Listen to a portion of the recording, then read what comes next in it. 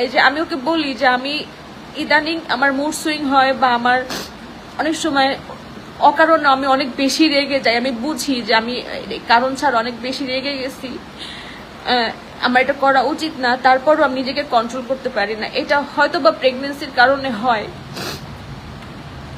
সে আমাকে বলে কি তুমি প্রেগনেন্সির দোহাই দিয়ে তুমি আমাকে পেয়ে বসছো।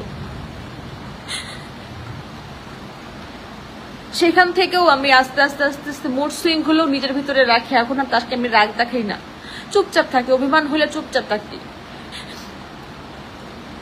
অযথা কারণে কান্না পায়, ছোট ছোট কারণে কান্না পায়, আমি এগুলো সাথে তো অভ্যস্ত না। আমি তো আর এর আগে 8-10 বার মা হই নাই বাবা, আমি তো প্রথম মা হচ্ছি। আমার অনেক এক্সপিরিয়েন্স আমার হচ্ছে, নতুন নতুন জিনিসের সাথে আমার কানেক্ট করতেছি, আমার সাথে ঘটতেছে। আমি শারীরিক ভাবেও এই ভালো এই খারাপ।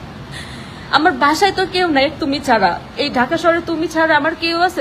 আমি ছাড়া তোমার কেউ আছে? তুমি যদি বাহিরে, আমি মেনেই নিলাম তুমি কাজ করছো, কিন্তু কাজ তাই বলে তুমি ভুলে গেছো যে তোমার একটা অসুস্থ স্ত্রী বাসার মধ্যে।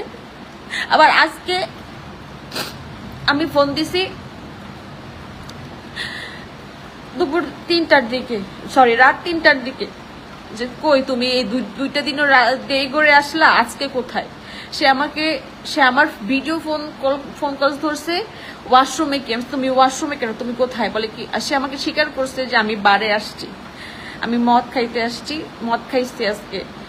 তুমি না আমাকে পারমিশন দিচ্ছ, আমি তোমাকে কবে পারমিশন দিছি?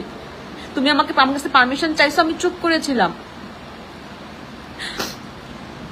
আমি চুপ করেছিলাম। আমি আমি আমি আমি দেখতে চাইছি যে তুমি আসলে এটা আমাকে আমার মন বোঝার জন্য বলতেছো না, আসলে তুমি খেতে চাও।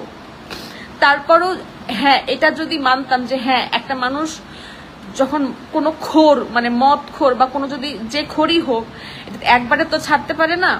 এটা যদি বাসায় হতো, যে আমি বাসায় নিয়ে আসছি, এটা অনেকেই খায় আমি জানি, কিন্তু বাসায় যদি একটু একটু করে খেত যে হ্যাঁ আমি খাইতে চাইছিলাম, এই যে বাসায় খাইলাম। কিন্তু তুমি অ্যাজ এ হাজবেন্ড তুমি বারে গিয়ে মানে অশ্লীল মেয়েরা নাচানাচি করবে, গান করবে, তুমি সেগুলো দেখবা, আড্ডা দিবা, সারা রাত্র ধরে ওখানে মদ খাবা। আর তোমার অসুস্থ স্ত্রী, তুমি বাসায় তুমি তাকে একটা ফোন দিয়ে খেয়াল করবা না, একটা খোঁজ নিবা না। তুমি কি আশা করো আমার কাছ থেকে? আপনারা অনেকে বলবেন যে আমি পাগল হয়ে গেছি, আমি কেন স্ট্যাটাস দিচ্ছি। হ্যাঁ আমি পাগল হয়ে গেছি, আমার মাথা, আমার হৃদয়ত কেন কাজ করতেছে না, আমার ভালো লাগতেছে না,